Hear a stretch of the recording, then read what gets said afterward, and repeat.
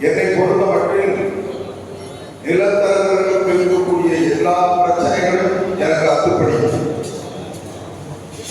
இந்த நிலத்தரகர்களோடு அமைப்புகளோடு எனக்காக 20 ஆண்டு காலம் பயணித்து வருகிறோம். ஆகவே இந்த தொழிலை பற்றி அனைத்தும் எமக்கு தெரியும். இருக்கிற தொழிலிலேயே உத்தரவாதம் இல்லாத தொழில் நிலத்தொழில். எல்லா தொழிலுக்கும் வேலைக்கு போனா